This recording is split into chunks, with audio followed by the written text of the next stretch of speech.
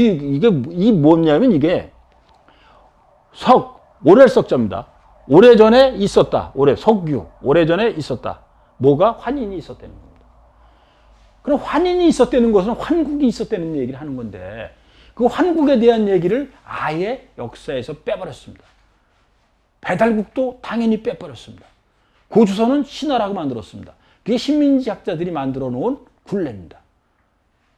이게 삼국유사에 나와 있습니다. 삼국유사에 나와 있는 얘기를 왜 굳이 빼가지고 일부러 찾아서라도 우리 국민들한테 홍보해야 될 대상 중요한 일인데 그것을 의도적으로 빼먹고 가르쳐주지도 않고 심지어 명시되어 있는 고조선마저도 신화로 만들어버리는 그 식민사학자들에 의해서 석유환인이라는 얘기는 별로 알려지지 않았는데 여기 다시 환단국에 또 나옵니다. 삼국유사에 나와 있는 내용과 똑같은 단어로 되어 있습니다. 이때는 뭐가 어떻게 됐냐? 친소가 무별했다.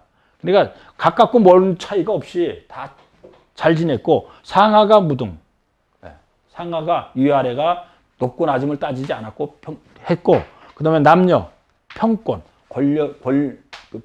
권력을 그러니까 힘을 남녀가 다르게 갖질 않았다. 여자를 무시하거나 남자를 무시하거나 남자를 존중해 주는 것도 없었던 남녀 평권을 가졌다는 겁니다. 그 다음에 노소는 일을 나누어서 했다. 다시 본문입니다. 환국에 대한 내용이라 여러분들은 조금 다 생소한 것일 수 있습니다. 환인의 보편화와 환인 선출 방법입니다. 근데 선출 방법은 뒷부분에 더 자세하게 나오는데 한번 읽어보겠습니다. 당시에는 비록 법규와 명령이 없었으나 백성들 스스로가 화평하고 즐거워하며 도리에 순종하였고 병을 제거하고 원한을 풀어주며 다친 자를 돕고 약한 자를 구제하니 원한을 품거나 도리에 어긋난 일을 저지른 자가 한 사람도 없었다. 당시 사람들은 모두 스스로 환이라 부르고 무리를 다스리는 사람을 인이라 하였다. 놀라운 얘기가 지금 나오고 있습니다. 우리가 전혀 몰랐던 얘기입니다. 인이란 인물을 맡는다는 뜻이다. 더 크게 사람을 구제하고 큰 광명으로 세상을 다스려서 맡은 바 임무를 수행하였고 반드시 어진 마음이었기 때문이다.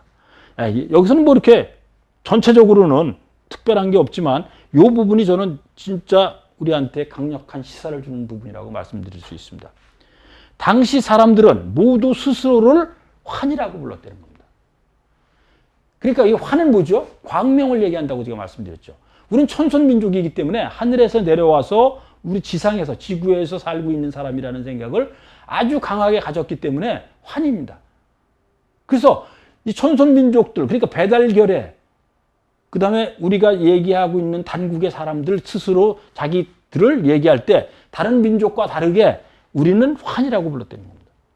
그리고 환 중에서도 무리를 다스리는 사람, 그 환 중에서도 전체를 공동체를 다스리는 사람이 대표적인 사람이 있죠. 왕, 임금이 있죠. 그 다음에 오가가 있죠.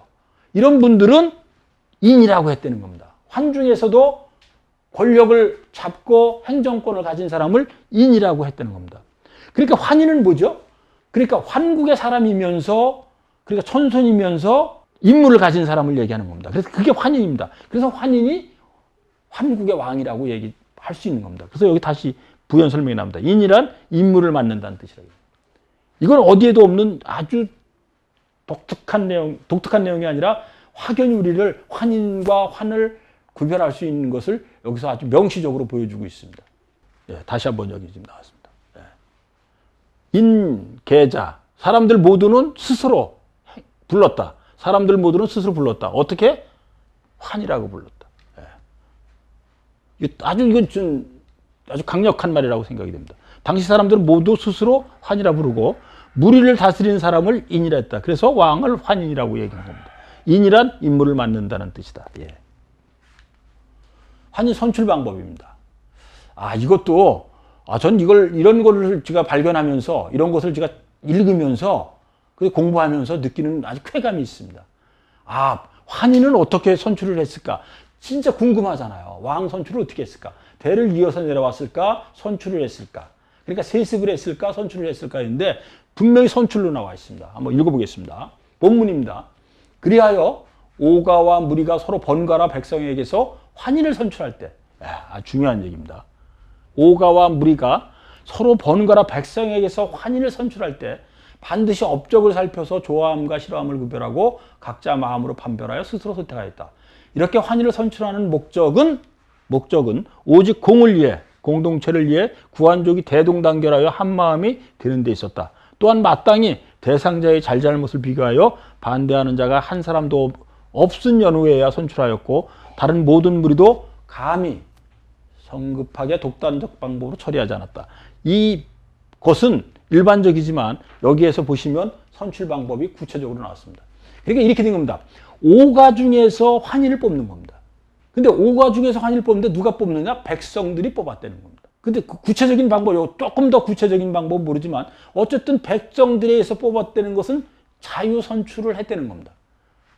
아마 이게 우리가 지금으로 얘기하면 민주주의 선거제도에 의해서 선거를 했다고 볼 수 있는 겁니다.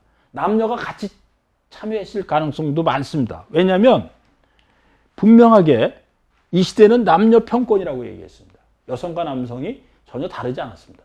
그 다음에 제가 이거 공부를 하면서 제가 느꼈던 거는 뭐냐면 환국 시대까지는 목권 시대가 아니었을까. 그러니까 통치자는 분명히 남자가 했지만 아직도 목권이 상당히 영향력을 발휘했었던 때가 아닌가 싶습니다. 그래서 여기 남녀 평권이라는 게 여기 나오게 됩니다. 근데 단국에서는 반대입니다. 부권을 강하게 상징하는 내용이 나옵니다. 그러니까 단국, 그러니까 청동기 문화 시대 이후에는 부권이 강화가 됐고 환국 시대까지는 남녀 평권이었을 가능성이 많습니다. 그래서 아마 환희를 뽑을 때도 여성, 남성을 가리지 않았을 가능성을 저는 강하게 보입니다. 그렇다면 자유민주주의 선거가 이미 5,000년 전에 있었다고 저는 봅니다. 그다음에 환인이 다스리는 법입니다. 이제 대개 백성을 다스리는 방법은 준비가 없으면 우환이 뒤따르고 준비를 잘하면 우환이 없다. 아주 일반적인 얘기입니다. 반드시 미리 준비하여 넉넉하게 하며 무리를 잘 다스려 말리나 떨어져 있는 사람도 한마음 한뜻이 되어 말하지 않아도 교화가 행해지게 하였다. 이때 만방의 백성이 기약하지 않았는데도 와서 모인 자가, 사람들이 나라를 찾아온 겁니다. 옛날에 나라를 선택해서 살 수 있었습니다. 그것은 우리가 제자백가를 보거나 춘추를 그때를 봐도 흔히 있는 얘기입니다. 그래서 먼 데 있는 사람들이 자꾸 그 나라로 찾아오는 것이 그 나라가 번성하는 데 중요한 요인이 됐는데 이때도 마찬가지 그랬다는 겁니다. 만방의 백성이 기약하지 않았는데도 와서 모인 자가 수만 명이 되었고 서로 둥글게 모여 춤을 추며 환인을 추대하였다. 환인께서 화나 아래에 돌을 쌓고 그 위에 앉았으니 모두 늘어서서 절을 하였다. 기뻐하는 소리가 산에 가득하고 귀화해 오는 자가 저자를 이루었다. 이분이 바로 인류 최초의 우두머리 조상이시다. 여기 환화에 대한 내용이 나옵니다. 이 환화가 과연 어떤 꽃일까? 그것은 의견이 아직도 분분합니다. 먼저 요 이야기는 여러분들 앞에서 설명드렸죠. 환인은 환인입니다. 똑같은 환인이지만 이건 사람인입니다. 환인이라는 사람, 그러니까 천손민족, 천손이라고 생각하는 사람들 중에서 지도자를 뽑았는데 그것을 환인이라고 얘기하는 겁니다. 그럼 환화는 뭐냐? 저는 그때 어떻게 보면 국화입니다. 근데 천지화라고도 얘기를 했는데 지금으로 흔히들 일반적으로 얘기하는 것은 분명히 무궁화입니다. 그래서 환화는 무궁화인데 어떤 분들은 진달래로 보기도 합니다. 그분의 대표적인 사람, 진달래로 보는 사람 중에 대표적인 사람이 바로 환단고기를 세상에 이어지도록, 세상에 밝혀지도록 한 이유립 선생도 환화는 진달래라고 얘기를 했습니다. 그 판단은 여러분들이 가지시기 바랍니다. 그 다음에 아직 무궁화는 우리나라의 국화로 인정을 못 받고 있습니다. 그것은 여기에 반대하는 사람들이 있다는데 여러분들은 놀랄 수도 있지만 무궁화를 국화로 인정하지 않는 사람들이 분명히 우리나라에 있습니다. 그래서 국회에서 통과되지 못했던 면도 있습니다. 환국에 어떤 나라가 있었고 위치가 어땠는가에 대해서는 얘기입니다. 삼성밀기에 이것도 못 보는 금서 중에 하나입니다. 파네르산 아래에 환인시의 나라가 있었다. 그 다음에 이제 쭉 이렇게 여기서 이제 요것만 여러분들한테 말씀드리겠습니다. 남북으로 5만리, 동서로 2만리 정도 됐다고 그러는데 지금 동북아 전체를 계산을 해보면 보통 남북으로 5만리, 동서로 한 2만리 정도 됩니다. 근데 이때는 제가 봤을 때 이런 겁니다. 실지 통치가 이루어졌다고 보기는 좀 쉽지 않고 아마 정서적으로 우리가 전 세계를 세상을 다 다스린다는 생각으로 해서 그 지역 전체, 동북아 전체를 그냥 남북으로 5만리, 동서로 2만리 정도로 책정을 해놓고 환국이라고 하지 않았는가 하는 생각이 들고, 그 다음에 여기 환 12국이라고 되어 있습니다. 환 12국에 대한 얘기가 이렇게 지금 나와 있습니다. 계속 이어집니다. 본문입니다. 삼성 밀기 주에 이렇게 기록되어 있다. 개마국은 일명 옹신국으로 북개마 대령의 북쪽에 있으며 거구다 국과 200리 떨어져 있다. 아주 구체적으로 나와 있습니다. 어느 나라와 얼마큼 거리가 떨어져 있고 어느 그 시대에 있었던 지역명이 구체적으로 명시가 되어 있습니다. 북가마 대령이라는 곳에 북쪽에 있으며 거구다 국과 200리. 이런 식으로 지금 다 12나라가 쭉 나와 있습니다. 이렇게 쭉. 거기다 이제 그 시대상을 얘기해주고 있고 7세를 전한 것에 대해 얘기하고 있습니다. 옛날에는 황국이 있었는데, 본문입니다. 백성이 많고 살림이 넉넉하였다. 처음에 환인께서 천산에 머물며 득도하여 장생하시고 몸을 다스려 병이 없으셨다. 하늘을 대행하여 교화를 일으켜 사람들로 하여금 싸움이 없게 하시니 모두 부지런히 힘써 생산하여 굶주리고 추위에 떠는 일이 저절로 없어졌다. 초대 안파견 환인에서 혁서환인 7분 쭉 나옵니다. 혁서환인, 고시리 환인, 주구양 환인, 구을리 환인을 이어 지일이 환인 때에서 마무리되는데 7세 7분. 그 다음에 3300년 혹은 63,182년이라고 되어 있다. 그러니까 구체적으로 이때에는 기록이 없었기 때문에 그것을 구술로 내려와서 아주 명시적으로 적혀져 있진 적을 수 없는 상황인 건 여러분들이 이해해 주시리라 믿습니다. 그 다음에 이제 환국의 그 중요했던 덕목, 그 다음에 배달국에 대했던 내용이 두 가지 나와 있습니다. 환국은 오훈이 있었고, 환국에는 국가를 다스리는 게 오훈이었었고, 배달국은 오사가 있었다. 근데 오훈은 환국의 덕목이라고 볼 수 있죠. 이것은 이렇게 5가지 나와 있습니다. 첫 번째, 매사에 정성과 믿음으로 행하여 거짓이 없게 하고, 첫째. 둘째, 공경하고 근면하여 게으름이 없게 하고, 셋째, 효도하고 순종하여 거역하지 말고, 넷째, 청렴하고 의를 지켜 음란하지 말고, 다섯째, 겸양하고 화평하게 지내어 싸움을 하지 말라는 것이다. 이게 오훈입니다. 환국의 덕목이라고 얘기할 수 있습니다. 배달국은 오사로 나와 있습니다. 여기 오사. 우가는 곡식을 주관하고, 이 오사는 지금으로 얘기하면 오부 장관 정도로 이해하시면 되고 오부족으로 봐도 됩니다. 그러니까 배달국을 통치했던 대표적인 부족을 5개 잡아라 그러면 그걸 오사라고 저는 볼 수도 있고, 그 집단, 그 족, 그러니까 우가족, 마가족, 구가족, 저가족, 양가족 이렇게 되어 있는데, 이 족의 명이기도 하고 그 족에서 담당했던 행정권을 얘기할 수도 있습니다. 그것이 이제 그대로 여기 이어져 있는 것이 오사라고 볼 수 있습니다. 우가는 곡식입니다. 우가는 소죠. 소, 우가. 마가는 말입니다. 왕명을 주관하고 왕명의 출납을 얘기하는 겁니다. 구가는 형벌. 저가 돼지죠. 돼지저가죠. 돼지저. 저가는 질병을 주관하고, 양가. 양은 여러분 아시죠?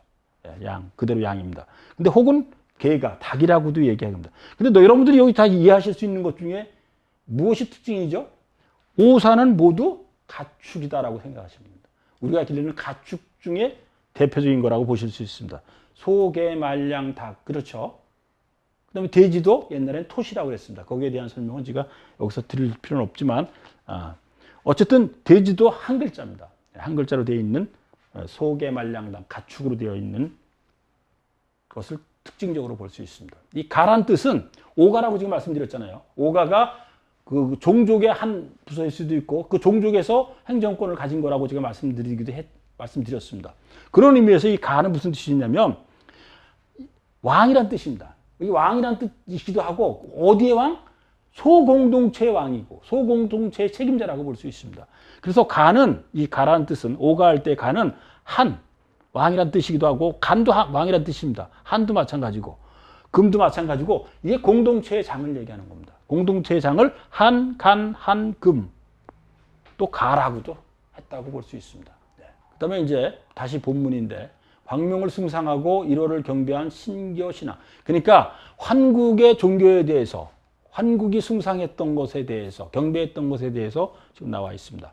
옛 풍속에 광명을 숭상하여 태양을 신으로 삼고 하늘을 조상으로 삼았다.